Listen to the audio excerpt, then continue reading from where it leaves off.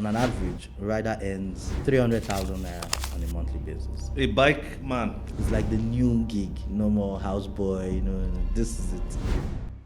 It's a very, very difficult industry. In the first 5 years, that's 2018 to 2022, we had about theft cases, about 15 motorbikes. What do you mean by theft cases? It was stolen on the road. I parked it here. When I came back, I didn't see it again. Those kind of issues. Wow. We decided to.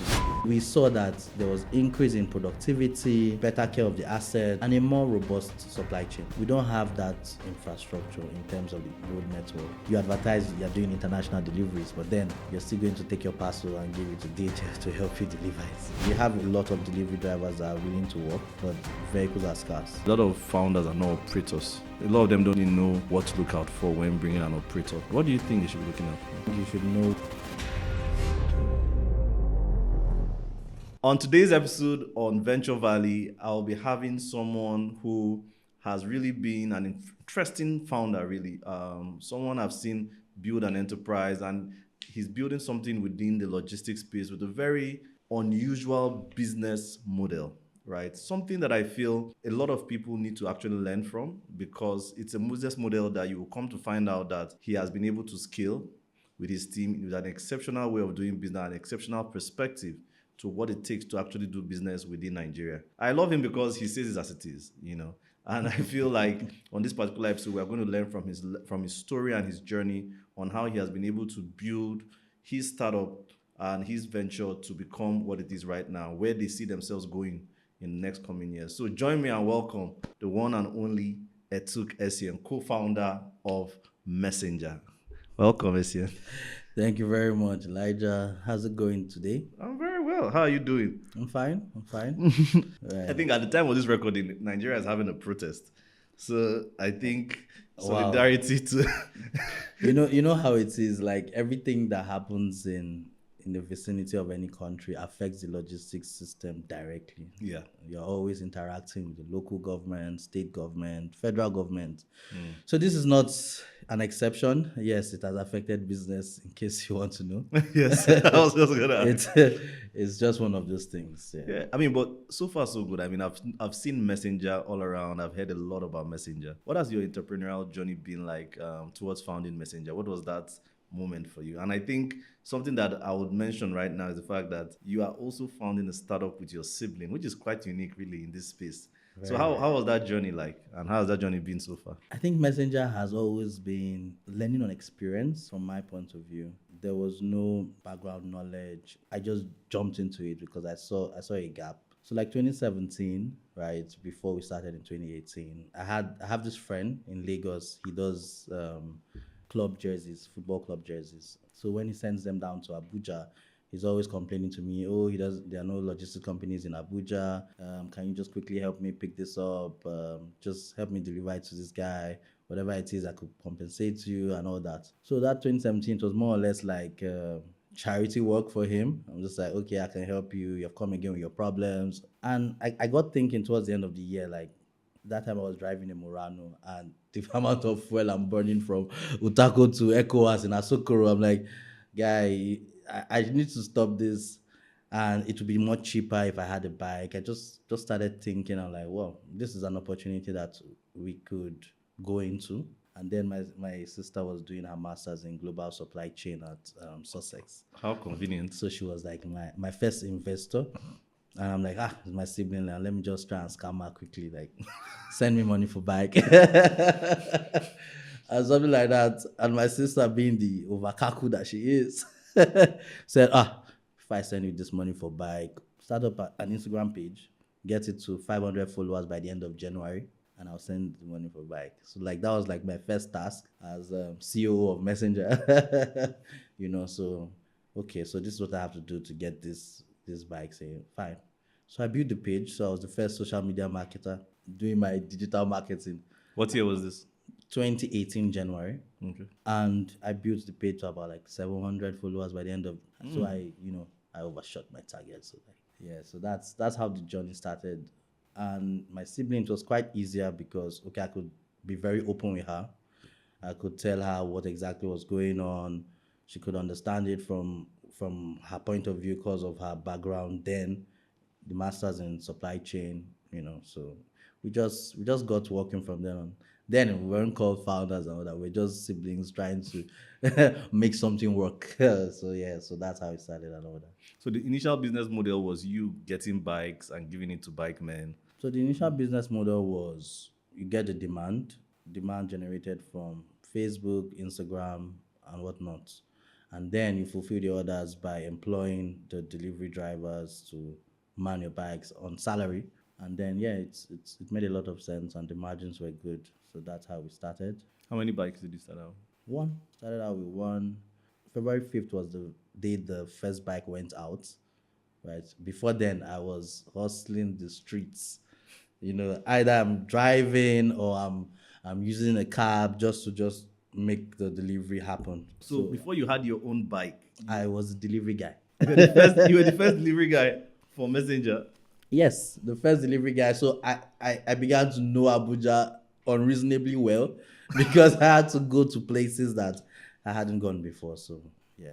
And that time I don't think Google Map was that strong. So you're stopping, you're asking, you're directing yourself and just navigating your way. So I mean, as the years went by, I think from what I've seen is like you and your sister now. I think she now came in as the CEO. Yeah. And then you also now play the role as a COO.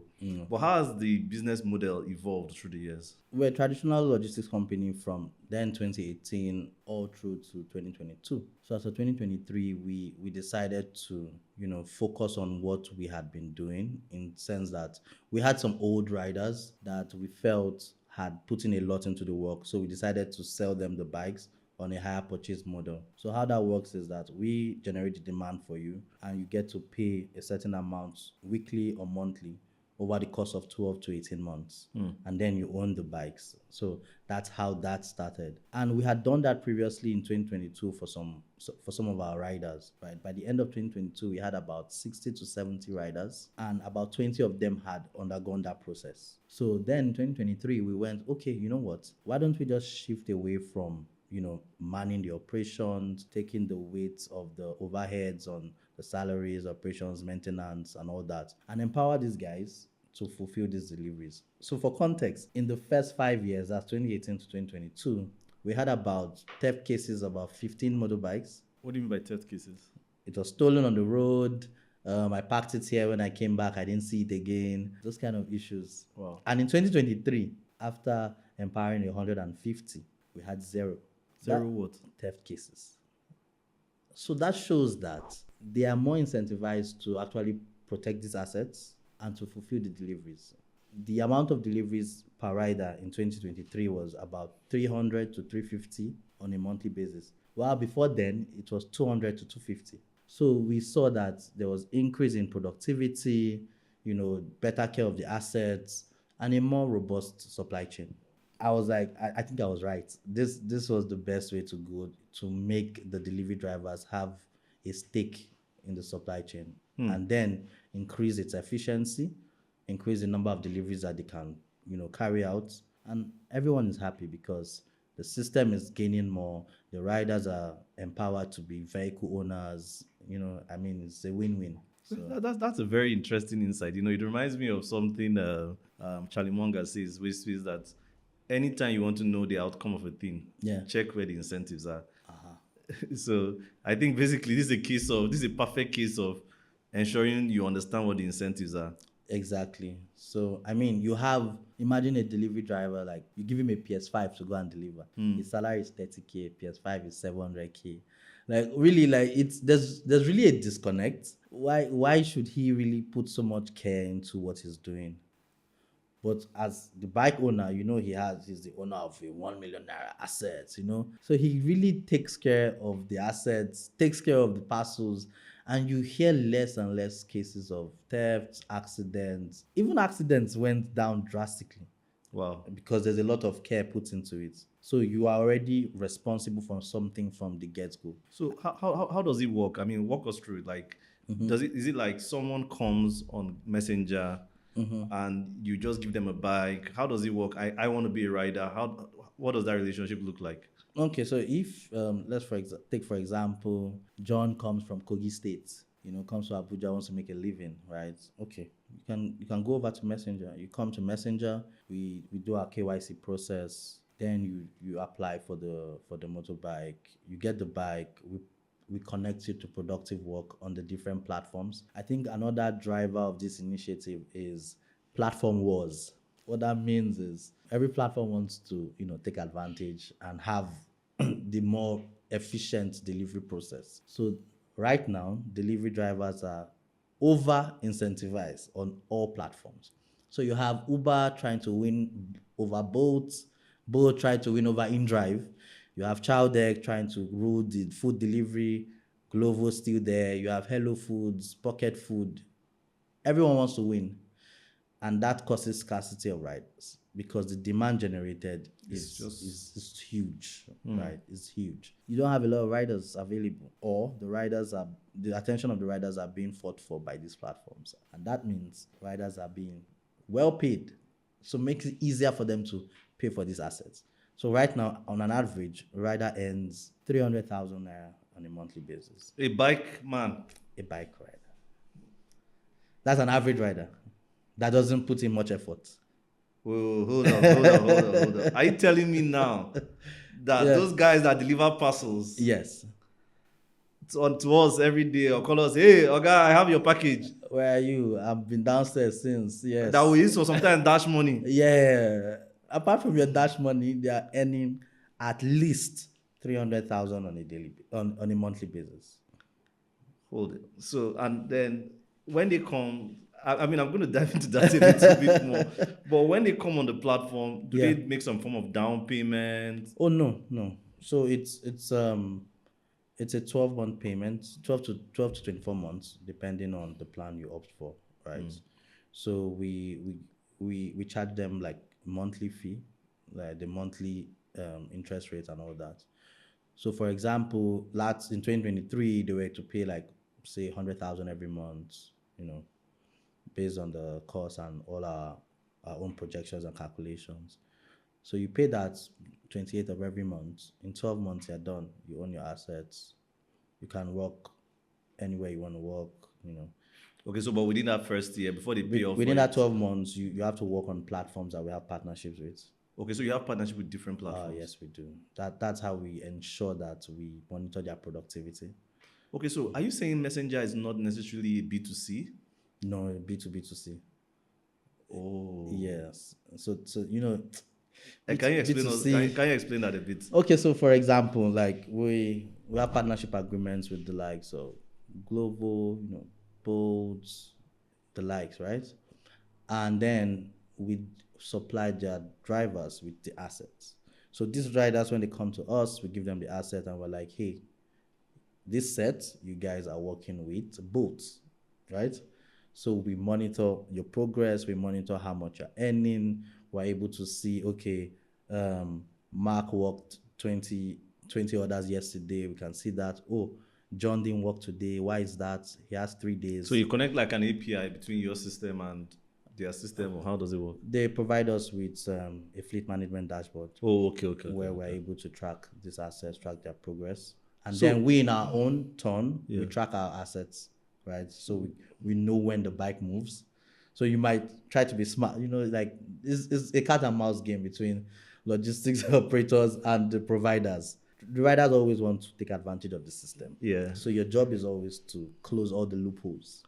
As much as you can. As much as you can. Someone can say, oh, I'm sick today, I didn't work. You're seeing 0 orders done on the Bolt platform. But then when you check your telematics, you're seeing 200 kilometers covered. You're like, bro, please don't do this with me. I can see you are working. Like it's a cat and mouse game, and it's just like it's a price to pay for your innovation. Right? Okay. So yes, apart from the fleet management system, we monitor them personally, on telematics devices that we put on these assets. If your telematics device goes off for a day, you have 24 hours for it to come on. Or if not, we have to repossess the assets, So we have 3 days. If you don't work for 3 days, we repossess assets without, just to make sure, because there's a whole long list of riders that are just waiting to take these assets off. It's like the new gig. no more houseboy. This is it. Yeah, I mean, I think it's quite a big deal also in places like the UK. Yeah, I've been hearing, I mean, I think someone recently was watching this Supercell movie. yeah, And I think someone began to question, like, was that guy able to afford something like that by delivering parcels? And you'll be then it brought surprised. it brought a debate around how much these guys actually earn. Yeah, That people don't know that they actually earn a whole lot of money. they don't know. They really don't. Is that what you're also seeing here in Nigeria? Yes, it's a fact. But how do you now ensure that the riders make their return? So, Because then again, if they pay them, and they decide not to pay you. yes. So, Because like kind of like Bolt, right? Mm-hmm. When you're on Bolt, you see scenarios whereby you're riding Bolt and the guy will say, "Okay, let's go offline." So what's like the offline of? yeah, so the offline is where we track the assets, right? So we know for a certain that you did work on XYZ day. In terms of monitoring payments, so our partnership agreement covers the fact that we are paid first before the rider. So what that means is John works 200,000 naira in July. Messenger is paid 200,000 naira. We then deduct the cost of the assets. Okay, and so pay John the they pay you balance. first. Yes, so they pay us first. Oh, that makes a lot of sense. Yeah, so what we have to really double down is ensuring that they did work. That's where we track the device, we track their productivity. So as long as you're tracking asset and productivity, you'll be fine. You just have to double down on recovery. So, but then again, I think another question that comes to my mind is, Yeah. typically, you are basically raising logistic entrepreneurs, Yes. kind of like bike and delivery entrepreneurs, Yeah. and empowering them to actually become some form of independence. What typically happens when they get out of the initial bond that they have to you because you provided them with the bikes? The 12-month cycle. Yes. Immediately after the 12-month cycle, they become independent riders. Yeah, but typically, what do you see? Do they typically go off your platform, or do they still stay? They mostly go off the platform. I think what our impact is creating a more efficient logistics ecosystem, Okay. and with more responsible riders. Any rider that has finished paying off our platform is a reliable rider to trust with goods delivery. Oh, okay. So that way we have given back to the system. So there's a form of training that's happening Yes, there. so it's a form of training, a form of responsibility. You are sure that if someone can pay for an asset over this period, you can trust that kind of person. True. So that way we're growing a more efficient system, which is part of our mantra. So yeah.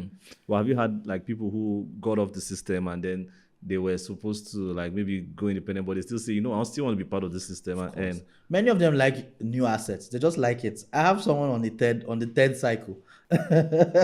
so what did they do with the other ones? To their brothers in the village. Or they employ people in Abuja That will now be on their own and system. start paying them. So they are their own messenger. Yes. We have over 25 like that that are established, that have even signed their bank reference forms for their companies. Interesting. Yeah, so like it's more or less like it's both for profit and for impact, So you're proud that you can see this type of individual, like after a year or two with you, someone is come say, Oga, please help me sign my bank reference. Really? I'm proud of you. Like, Oga, I'm sending somebody to you. He's coming for one of the bikes. I'm his guarantor. I mean, those type of things make you proud that you're really doing sense something. of social impact. Yeah, you're doing something right. So we have a lot of that. The last time I counted was about 25.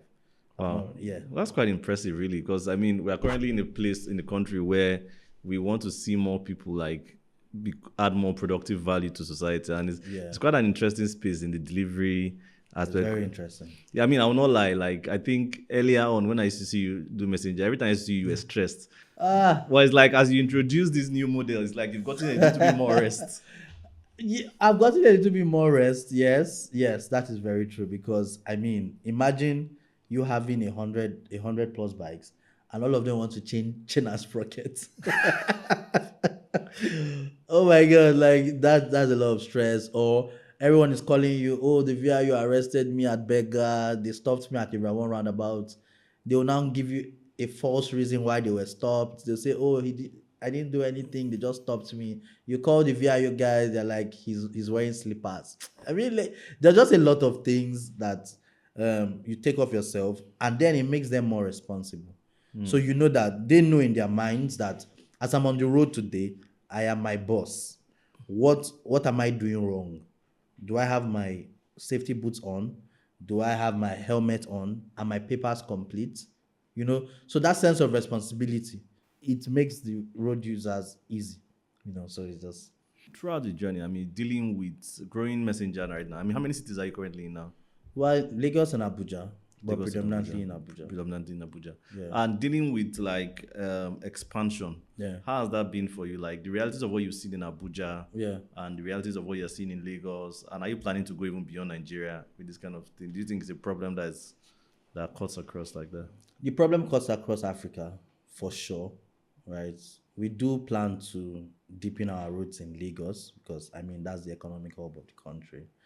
But we don't want to, if you do not have the right capital to go into Lagos, you will be swallowed up. You might just drown. That's the fact. So we really want to be at that position ourselves properly to go into Lagos. So like the next step is actually Lagos, right?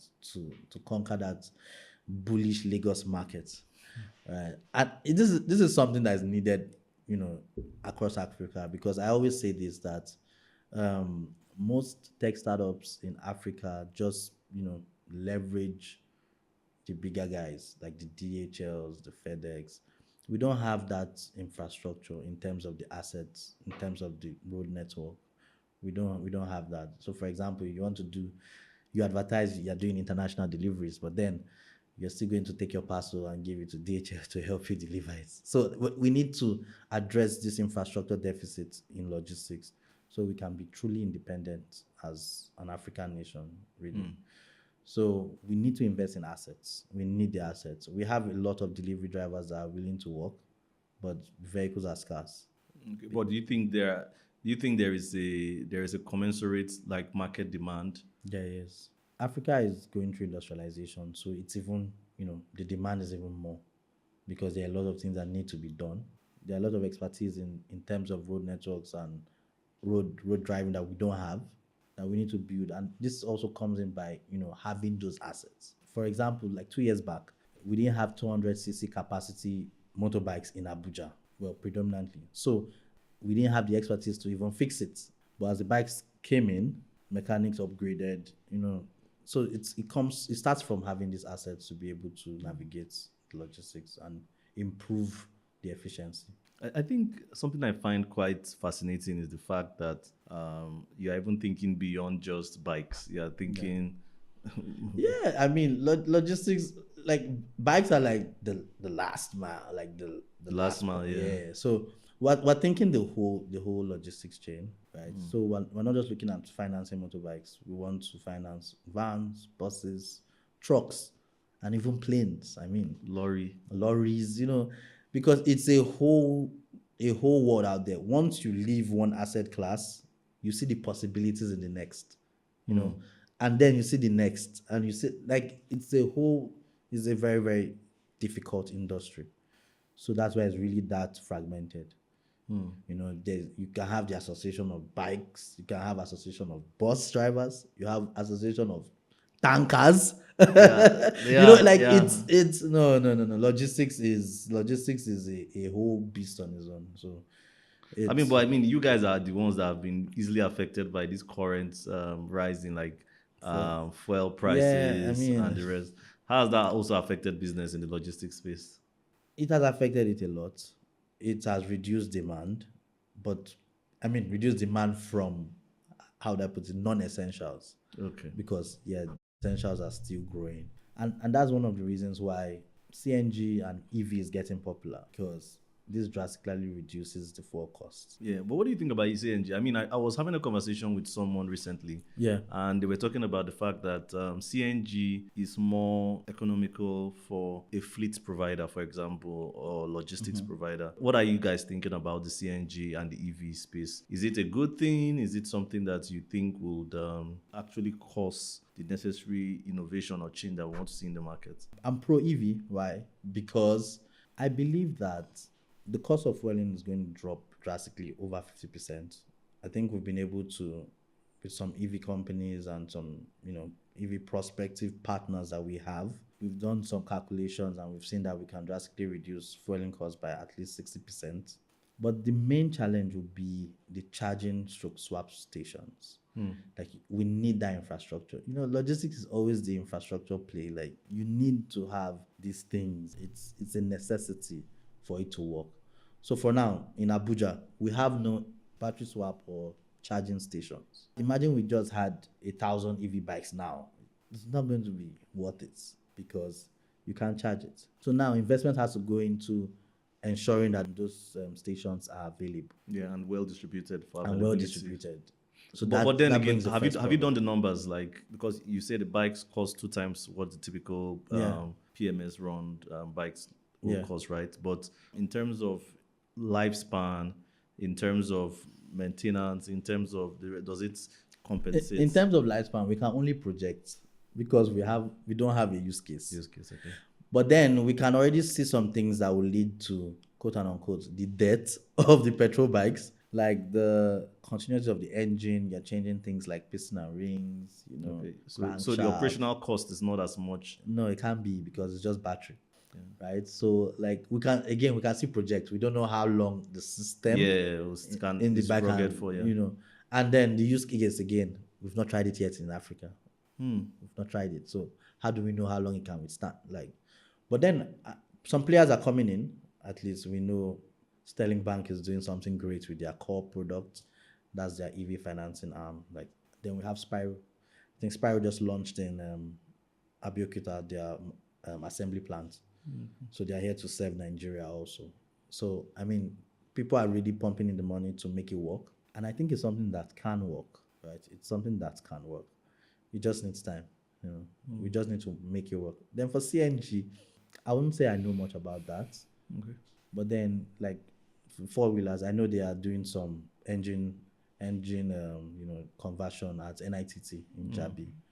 So if you go through I think the presidency program, you can do it for about 350K, and it drastically reduces your expense at least by 70%, because I know it doesn't really burn much. I think Yeah. So Yeah, I heard so 70%. Yeah. I'm not just sure about the safety, but again, no use case. So we're not really sure. No, I how think regarding stable safety, from what I found out, it's actually very safe in terms of when an accident happens and anything affects it, it leaks, it's gas, it leaks. It doesn't necessarily explode. Okay. It doesn't combust. And then most of the materials that they use for it, the composite materials now, Yeah. they are making it a bit lighter Okay. for you to carry. So it's gas, it just leaks away, and it doesn't. So a car will not explode if it's on CNG.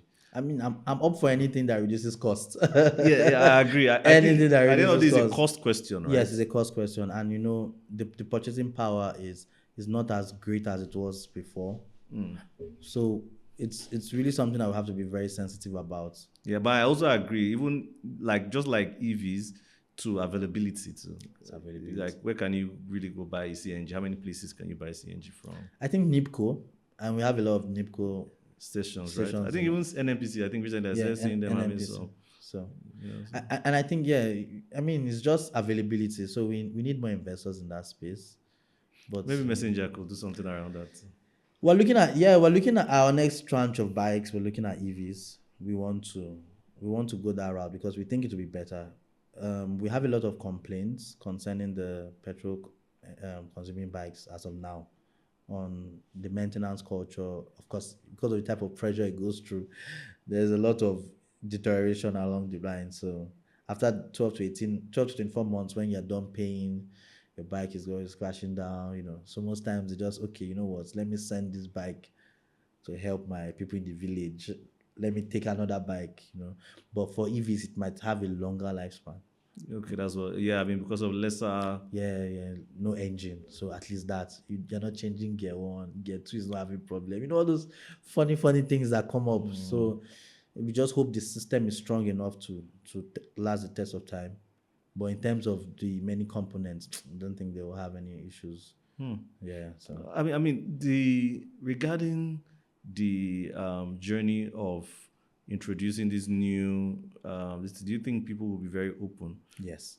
We had like a town hall meeting in May, June, just trying to make them understand what EVs are, what they stand to gain, and all that.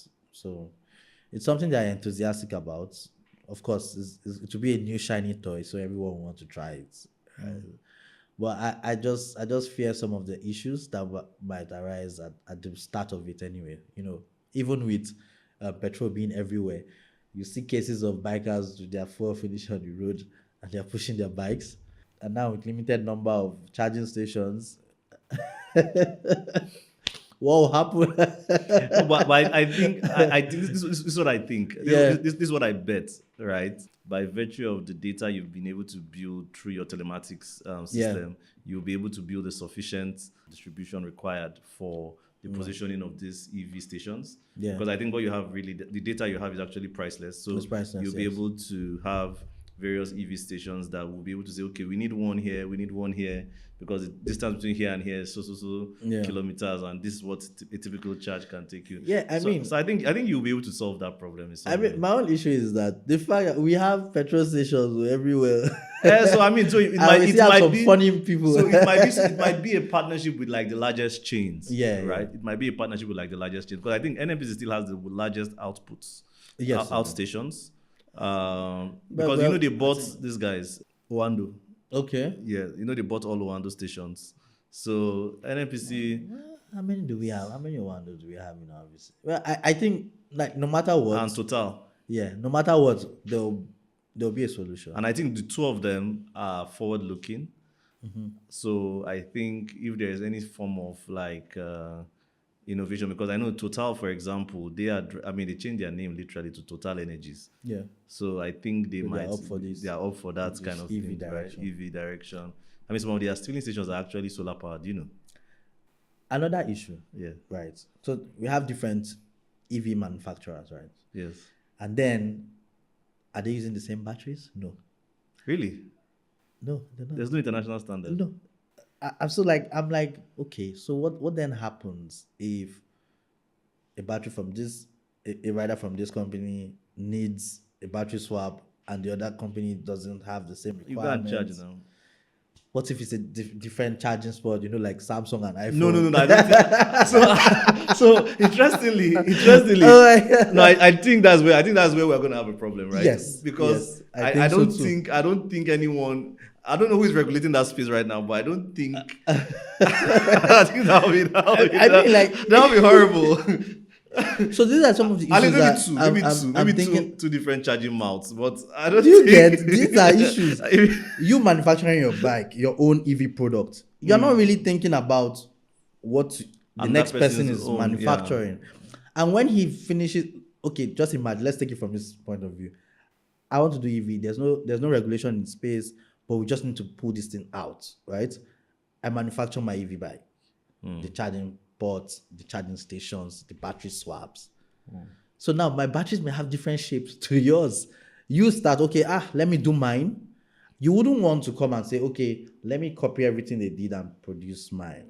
I'm not sure that's how it will Some work. form factor. I mean, I think eventually let's see what it No, will we would present. see. You guys are in the space, You so know, I'm sure that's just the pain point of being, let's do it first. You don't know how. like Before you they mentioned regularize earlier, it and like you mentioned consolidate. earlier, the price of innovation. Oh So my God. eventually, somebody will have to pay that price, and then after a while, everybody have to come back to their senses and say, I And think say, we need okay, we have to align unify this. on a global standard, because I mean, like just like chargers you spoke about. Yeah. You typically have Type C, and then you have the one Type that C, is. you have iPhone, iPhone, you now have the old BlackBerry, But I think even pin charger. yeah. What do we do there? Like, oh, your battery cannot be charged here. No, I think Those- we have to have some form of Yeah, standard. those are just part of the issues. So once you go with one manufacturer, it will be very difficult. But what are some things that you guys now in Messenger are looking forward to actually achieve scale? Okay, so right now, it's basically the game of, okay, you have to secure partnerships for the demand. Okay. You secure the line of credit for the assets. Then you get the riders on the waiting list. Oh, So the off-takers for the assets. So So that's which is most challenging? it should be the line of credit, Okay. because right now we have the partnerships, we have the waiting list. So for us right now is the line of credit, so So are you guys raising? yeah, we're raising to that effect so that we can close with some of our financial partners, and then we can move on with providing more assets. So I saw that you guys recently got into Future Accelerate Africa, Accelerate Africa, yes. the accelerator program that Future Africa does, and Yeah. Inyolo Aboyeji. I think also something I observed was, do you guys refer to yourself as tech founders? Yes. Would you consider yourself a tech entrepreneur? First and foremost, I consider myself an entrepreneur that has a product that is tech enabled, right? So, I mean, we're providing assets. We do use technology to track the location of these assets.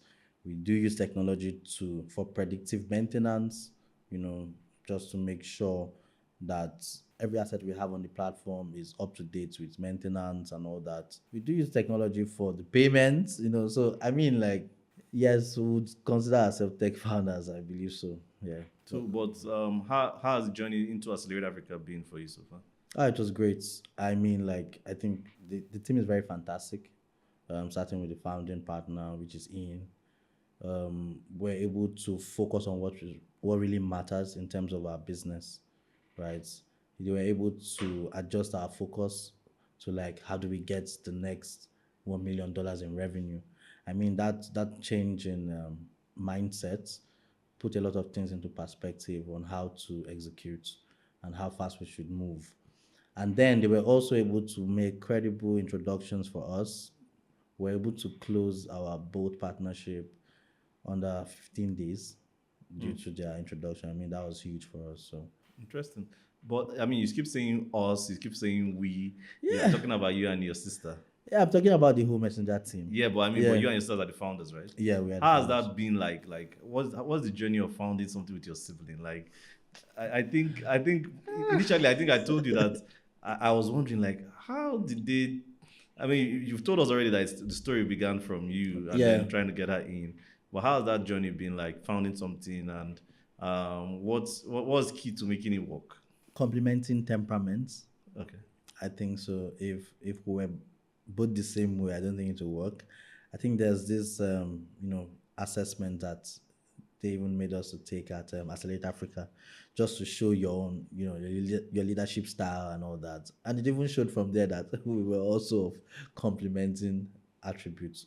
So from the get go, she being the hot fire, always, and me being the cool, calm, calculated head. She being the fire, the vision, the drive, and all that. So I think we really complement ourselves greatly. And but how, like, is it something that you guys always thought you do as as children? Not at all. Not How at all. how do your parents see it? I think they were scared at first. Really? The whole family members and running business together, there's always one issue or the other that can come up. There's always one fight or the other. I mean, even our dad had to, like, sit us down, like, you guys have to get this thing official and make sure you have an agreement in place in case of any squabbles or any of those things. So I think they were very intentional in making it clear to us that a fight is possible, but we should have our resolution mechanism in place. I think, yeah, it's just the whole African sibling, family, business, empire fights, that everyone is scared of. So I can really understand it from their point of view. I mean, we watch a lot of movies growing up, seeing such things happen. So it won't make sense if we do not attend to that matter. Yeah. So. I mean, what's one mistake now that you see a lot of founders or tech or should I say young entrepreneurs making? I won't call it a mistake. I'll just say maybe obsession in the product and not in your customers. So I think that's one thing that can happen to founders. I mean, you've put in so much energy to build this product. It's so beautiful. It can do this, it can do that. But, like, at the end of the day, the focus should be on how are you making money? Is it making money? Do you have customers? Are they paying? How long does it take them to pay? Do you need these customers that pay once in 6 months? I mean, those are the things that really matter, in my opinion. Yeah. So I mean, if you could go back to when you were starting out a messenger, what advice would you give to your younger self? I should introduce tech earlier. I should have introduced it from the get-go. That would have been the advice. Then I think we should think global from day one. I think it's something that happens to people that are deep in operations. You're not really thinking so far. You're just thinking about how it can work now. Yes. Yeah, the functionality and all Typically, that. you're working in the business, Yeah, not you're on the working not business. on the business. Yeah, so I think you need that future sight. It would help. Introduce tech early. Think global from day one. Yeah, that's what I would advise my 2018 self. But if you're talking to a young or someone that's trying to start out in logistics today, Yeah, what should they look out for? logistics is huge. Are you doing Like within last haulage? mile? Last mile, what should you look out for? Like, I'll tell you the same thing I am telling myself. You need to, and in every business, you can't really build in isolation. You need people around you that are thinking of the same things you're thinking about. So if you're starting in logistics, get yourself a community, people that have gone beyond you, people that are coming behind you, so that you can really be taking perspectives from both ends, right? Once you're in a community, try to familiarize yourself properly with government infrastructure, because in logistics, they're going to interact with local, states, and federal governments. So you really need to be involved in whatever the government is doing. You can't just cross your leg and just be receiving policies.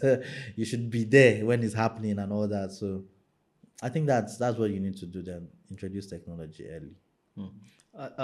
Beyond logistics, right? Yeah. What other sectors are exciting you right now? Do you see potential collaboration happening, or just personally? So that's you like guys are excited if about? if I am not thinking logistics. Yes, you're not thinking messenger. If I'm not thinking messenger, man, that has been my thought for the last how many years. But yeah, tourism. Tourism. Why I'll say tourism? Because from my state, that's like it's a big thing. Akwa Ibom State, a very beautiful state. I've been there. I loved it. so- Been there like So you understand where I'm coming almost from. every year for the past 4 years now. And I've just been thinking, you guys are not really monetizing your beauty, you know. So like, I mean, I'm thinking tourism. We're part of the IBOM Innovation Network. Okay. So last year we organized Akwa Ibom Tech Week. We're doing the same this year. You are invited. Last week of October, last week of September to the first week of October. It's a week-long event. So I love tourism. I think it's something that we can really, and I started thinking of apps on tourism. I just That's interesting. yeah. So it's something that I've thought about. So how we can monetize tourism in Africa. Africa is beautiful. We just need to work on our storytelling, and focus on monetizing it. Like every state in Nigeria has a story. Like Actually, so when people go to those states, they should be able to, have it well packaged for tours and all that. Oh, this is where Shango happened. This is where Amadioha did this. I mean, like, we just need to work on the storytelling, then make it a proper industry. And I'm sure that many people want to listen to the Nigerian story. We have a lot of stories. I mean that's actually that particular one blindsided me. I would have thought you say, "Oh, I want to go into making cars or making bikes." No. You know? After going through the whole logistics issue, you want to go. No, it will be something so off because you have seen chaos and now you just want to revel in beauty. I don't know if they give you a calm life, would you choose that? I think it will be boring, right? It's gonna be But then I boring. still respect what the CEO of Nvidia said, that seeing all he has gone through, would he do it again? And the answer is no. If you could see everything, and I kind of understand where he's coming from, because like, how will see problem and go into problems? Yeah. But then everyone sees you, you're successful, you made it, you're just talking because you're successful, but like you paid the price. Yeah, I mean, it kind of reminds me of something that I think I heard in church once. He said, God would often tell you where you're going to, but he won't necessarily tell you what the journey is going to look like. Because if you know what the journey is going to look like, you might run away. You just run. Yeah, I agree. So I think generally it's that kind of experience really with entrepreneurship. There's that beauty that's calling you. But in the middle of it, you'll be collecting some blows and slaps. That you can't even speak of. What's been like your toughest moment really on this journey? Uh, I think every moment is tough. I'm not sure there's a But has toughest. there been like I think the toughest is actually choosing to continue. after what event? After every event that you see with your two eyes, and you're just like, I'm still going to choose to go on, right? I'm still doing And you are this. still doing it. I mean, like, and shout out to all entrepreneurs because they are actually choosing to You know, continue. did you hear that thing that Dangote said about going to heaven and hell? That no Nigerian entrepreneur will go to hell because You have seen the you have hell. seen the hell that is here. I mean, like, take for example, from our own point of view, AMAC just brought out a new policy, July, that now delivery drivers must go for what do you call it? They call it grooming and buy their reflective jackets. So an additional 10,000 from nowhere. What's grooming? Huh? If you ask me. Well, it's more or less like they're saying they want to profile everyone that's riding a bike within the city. So the main idea is that okay, they've profiled you, whatever that means, and they've given you a reflective vest with a number. So they know the number and all that. It's just one of those things. It's just one of those, it's a lot. So it's not easy being you just have to keep dealing and dealing I'm and trying to dealing, manage all the stakeholders. managing everyone. You have the problem from AMAC. If it's not AMAC, you have the problems from VIU. If it's not VIU, you have problems from NIPOST. It's a roller coaster. So it takes a lot. My post. What's happening there? There are regulators. Really? Yeah. So Korea regulators. So and then okay, you had the NIPOS issue where you have it's just a lot. It's just a lot. So I admire entrepreneurs that keep choosing to continue. So Fair that's enough. it. Shout out Yes, yes. to every entrepreneur watching this, Yes. or every should be entrepreneur. I mean, if you want to be an entrepreneur, please don't give up. Oh, it's sweet. Oh. No, I mean, depending on what you define as sweet. You know, the pain can be sweet. The pain can be sweet. Then you have those moments. I think you shouldn't lose your excitement because many entrepreneurs do lose their excitement. So when they have an achievement, it's more or less like relief instead of excitement. I got this done finally. You know. Okay, I get what you mean. Yeah. So like, try not to lose your excitement. So it's more like when you have a break, it's not more like a relief than an More like- excitement. yeah. So Gosh. I'm telling you, we've lived those moments, and you look back and you're like, maybe I wasn't grateful enough. You've accomplished this, and this, but you're just like marking relief dates instead of being excited that I did this. Nah, the excitement is sucked out because of what you go through. That's a lot to unpack there. Yeah, it's a lot to unpack. So I've seen it. It has happened to me. I've seen it happen to others. Yeah. They're not excited. Do you know what this is? Reading it as a child. Do you know what you did? Like, you don't even feel that. So it is at this moment I look at it and I have my own relief. I'm like, oh, you're going through. Oh, nice. You didn't even feel joy. I'm telling you. Yeah. Oh my God. This is so funny. It happens. It happens. Oh shit. So like zero excitement, all relief. Like, wow. Yeah. That's- You don't even know that's- that this is the state you're in. So I try actually, to have your childlike excitement. Like, that excitement you had when you started the business, you registered it on CAC, and you're like, boom.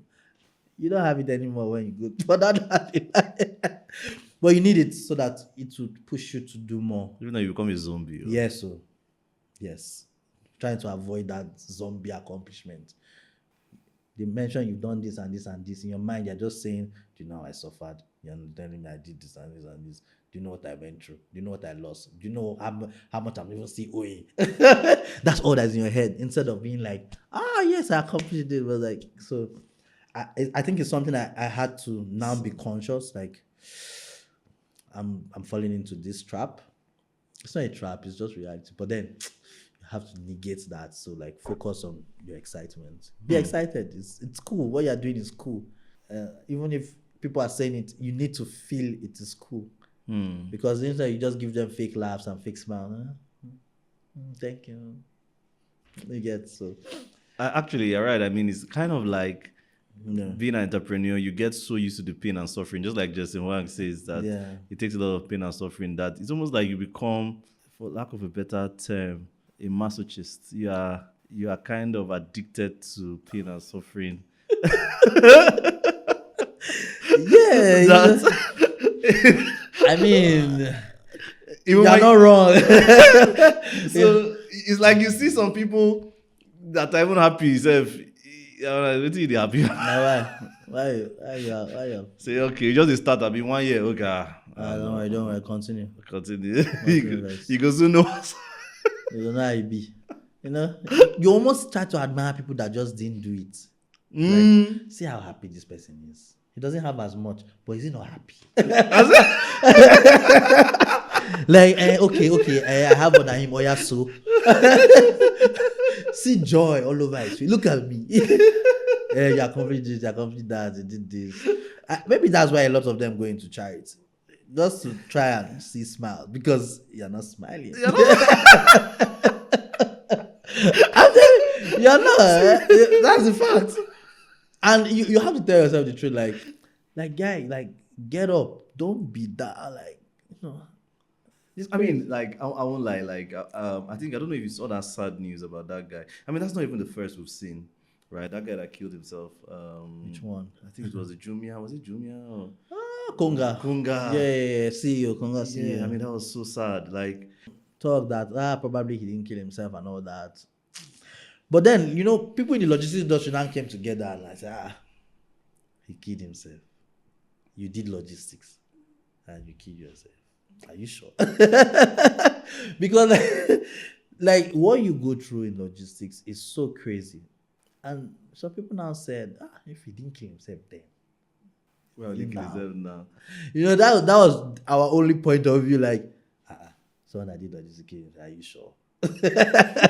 So I mean, like I get what you mean. Yeah, because people have really gone through, like we hear of stories, people that had trucks. You move your trucks to the north. If you're a southerner, you're moving your trucks to the north. Stories might. It's a dangerous game to play. Really? You lose all your trucks due to one unrest or the other. 7, 8, 9 trucks that you've not finished paying for. So we can understand when someone like that has, killed himself or something. But I mean, it's quite. But then I think going back to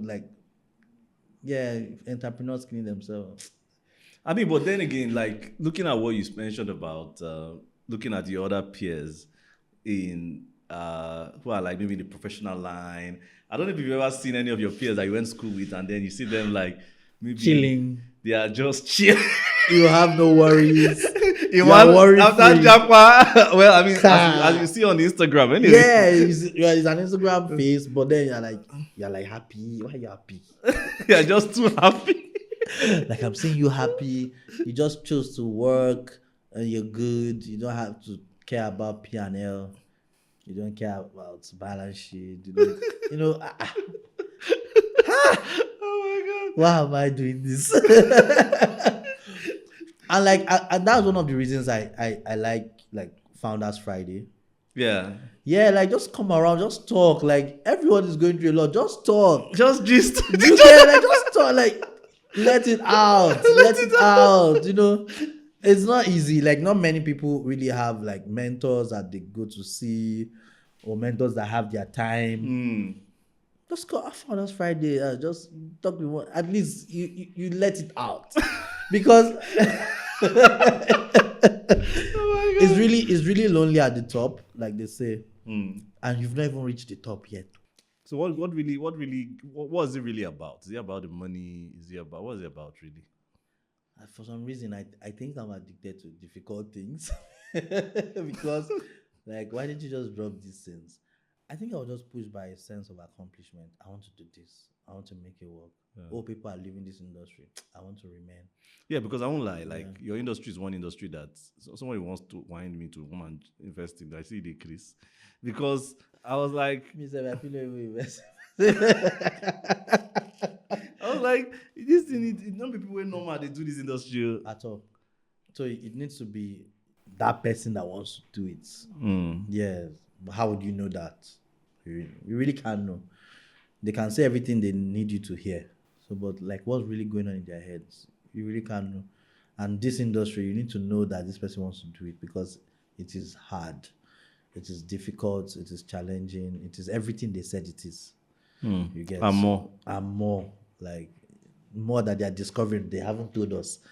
You know, it's a crazy industry. So I mean, but I think something I like about you guys that you kind of outlasted a lot of people that I knew that started at the same time with you guys. yeah, because we want to stay. You know, it just has to go down to your choice. Do you want to do it? Right? There's always a solution. So whatever point you reach, you. I mean, I respect those that even took the easier route. Like, just stop, just stop. Yeah, I mean, there's nothing wrong with There's that. nothing wrong with that. So like, but we just want to do it. So it's the choice. We choose to just want to do it, you know. And once we do it, like I mean, like maybe that's when my excitement will come out. Not relief. Not really. Like we really want to do it. And then when we have all these testimonials of guys that like, man, Impact. thank you. Like I did this for my family. I married from here. We have people that went to school, you know. I'm like, so we lasted long enough for someone to do BSc. Wow. You know, like so it just happens and you're not even conscious of the Yeah. fact that that's what is happening. We know a lot that we've sent to school that have been able to manage their houses, that have built houses. So it gives you like, okay, this was not just for nothing. So the suffering was for something. So it touches you and yeah, it just reassures your position to continue.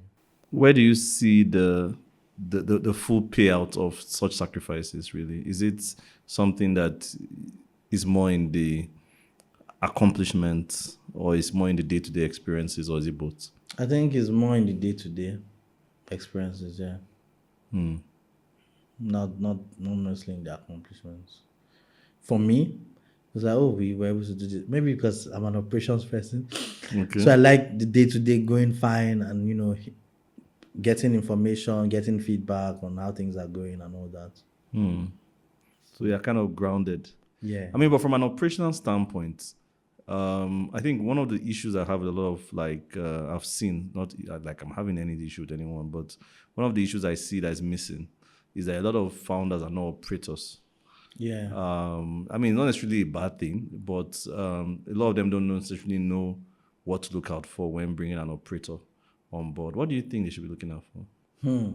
Well, I think being an operator, it varies from industry to industry. So I think you should know at least what that industry expects from an operator. And then you need someone that just wants to do things, just wants to get it done. It's not all about speaking English. It's not about all the accomplishments and awards that he has gotten. It's about like, do you want to do it? Do you want to get it done? How do you get it done? You know, how have you gotten it done in the past? Do you still have that desire that you had when you did it then to do it now? You know, That's very important. so like many have done it in the past, many are tired of doing it because you know operations is really it drains you in a way. So do you keep refilling yourself? Do you have that internal energy to get it done? So I think that's what you have to look out for.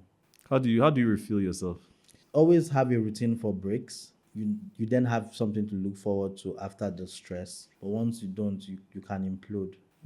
For me, that's what works. I think the final one will be how do you manage conflicts? Especially because I mean you and your siblings. So Yeah. what mechanism have you guys created to manage conflicts? I think what we do is we have to voice out whenever we think or feel there's a problem. So the moment we say it out, it gets resolved. Even if the other person didn't feel there was a problem, once the attention has been drawn, then we have to address it. So that's what we've done over the years, and that's what has kept us going. So we're always aligned. We have the same goals. So you just have to like, I mean, create your own test if you don't believe in all these online tests, right? So what are we doing? So when you guys write it out and you see the disparity, then you now address the disparity. So okay, what are we doing? What's your plan for the next 5 years? What's your plan for the next 10 years? If this happens, what do you intend to do? If this does not happen, what do you intend to do? So you know, just get aligned on the key parts of the business, and then the rest just goes seamlessly. So it's more like constantly realigning with your partner to Constantly ensure that. realigning, yeah, just to make sure that you guys are on the same page. And if you're not, then what does the dynamic look like? How can we manage it? What do we do about it? That's quite interesting actually, because I think a lot of people don't have conversations Yeah, they don't have around what's conversations. actually happening with them. Everyone just True. assumes that everyone's still the same person they started out with 5 years ago. Most times they are not. Most times they're not. So you need to really constantly realign. That's very very interesting, and it takes a lot of introspection to really be able to Yeah, have those sincere conversations and be true of with course. each other. I mean, but what has been your greatest sacrifice on this journey? My peace of mind. Have you not been tempted to jackpot? Not really. I know that the business would have gone further if I started in another country, but I have not really been tempted to jackpot. I've just been saddened by many of my friends that have left. Okay. Well, me personally, not really. No, I think I think Nigeria is for me, and I'm for Nigeria. I just feel so.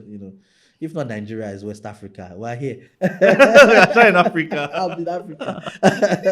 Ah, I'll be in Africa. Yeah. that's really lovely. But if you could co-found a startup right now Yeah. with an African founder, Yeah. right? Who would that be?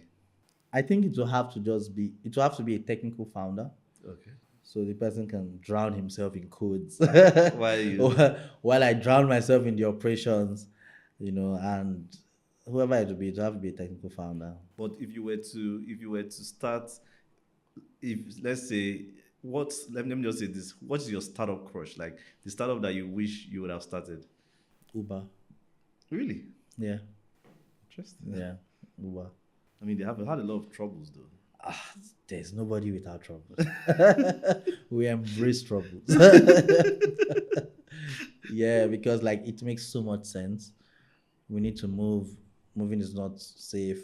Those days when we're growing up, Yeah, your every parents parent were. to say no, you can't enter taxi, it's not safe. Da, da, da. Then Uber say okay, but there's Uber, and now you don't have anything to say again. Those kind of shut up startups. Or what's one startup that you see successful today that you would have not invested in?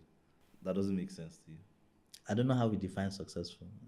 That's If you can define successful, then I can tell you. well, they are profitable, they are making money, Okay. people are using it, a large percentage of people are using it.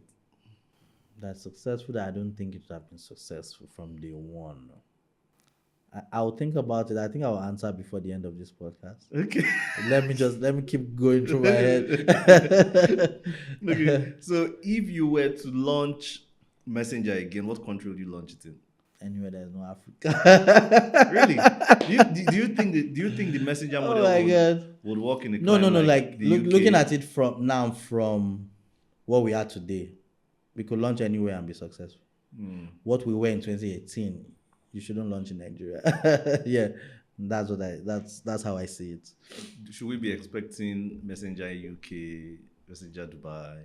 I think because I mean the reason I'm asking is because I Yeah. mean there's this company that I follow, Move. Yeah. You guys remind me of them. So like, and I see that they actually had a lot of their deflection point was when they opened like in the UK. Yeah. So that's why I'm asking that question. I mean, like, yeah, we're very similar to Move, but Move focuses on mobility. We're focusing on the logistics and in the industrial part Yeah, of, part of this. Yeah, I think it's something that's needed around the world, right? But it's more needed in Nigeria because of the lack of access to capital, right? More needed in Africa as a whole, really. So yeah, I think we can, and we will expand as much as the opportunity presents itself. That's wonderful. So my answer to my last question. What kind of big business would I have thought it won't work? With the way they have grown, like it's so difficult to see it not working. Okay. I mean, the fact that you've lived through. I asked someone this question. You know his answer? Well, Airbnb. no, it was always going to work. But it didn't make sense at the beginning. like me thinking about it, Yes. not necessarily thinking about its success now. Yes. It was always going to work. People renting out their parlor. Yes. It didn't make sense. Like as a business, if you just think about it as a business, not Yes. like, For me, I just felt like, will people let strangers into their house? well, I didn't think about it working with the person still staying in the house. Oh, okay. No, for someone that has 2-3 houses, I mean, like, it just makes sense. Okay, no, but the original idea actually was that Yeah. the person was going to be in the house. Damn, I don't think. Like, the person was actually going to give you bed and breakfast. Like, it was actually going to be, you sleep on my air bed. Yeah. That's Airbnb, like Yeah. air bed and breakfast. Like, so I'll give you an air bed and then I'll give you breakfast in the morning. That was actually the original idea. Oh my, but it pivoted. It's people. So except you are saying from the original pitch. No, but I mean, but actually, Because people are still doing that till today. Like, there are actually countries you go to, like in Europe, Yeah. that you actually stay with someone, like just that maybe in the person's BQ. Yeah. But it's actually like you see people really being good hosts. Yeah, we don't have hosts. Like, Nope. we don't do hosts, but No, still be good hosts. Take their host, their guests around the city. I wouldn't think Airbnb would not work. I'm just trying to think of something else because the Airbnb idea makes sense to me from the aspect From the of house, you have 2-3 houses. What are you doing with it? What is that Okay, you doing? don't want to even rent it for a whole year. I mean, you just want someone to just stay for a few days. Maybe you'll be back in 2-3 months. It makes a lot of sense. Yeah. You get, so I wouldn't cancel that idea. But to be honest, it's very difficult to like think about ideas that would not work when you just look at them right now. Yeah, Except right. maybe from their initial pitch, Yeah. and you're like, nah, this won't work. But if you could make one policy right now in Nigeria, what would that policy be? Nigeria. We need a lot of policies to support the policy that you want to make. Oh my god. Yeah, no, like let me look at it from my industry. Like, I think I'll make a policy that every bank has to support asset financing. All right. Yeah, something like that. Like you need to meet up with this quota every year. So it will galvanize the logistics industry. Yeah. Okay, I mean that's fair enough. I think that's selfish enough. I'm still thinking about the start of that. I don't think it would have worked. No, it's fine. I understand. Maybe I need to go through the apps on my phone. This one for Maybe like, would you have worked? Will I have invested in this one? Would I have invested in this or that? There are just so many wild ones. Like, thank you very much for your time. thank you. Thank you very much for making it this podcast. Thank you guys for watching. Thank you. I know that it's been a phenomenal hour here, and it's been a wonderful level of insights really that happened. We laughed, we went deep, we spoke about things that actually were deep in the hearts of entrepreneurs, and we tried to laugh it off. I hope you also laughed with us. I'm looking forward to you also sharing this video, liking this video, commenting on this video. Let him know that you actually benefited from this session, because the more this video grows and the more this channel grows, the more the quality of people we can actually bring to actually share from their experiences on this channel, and also the more people will get to see these phenomenal wisdoms that are being shared by these great entrepreneurs that we get to bring on this platform.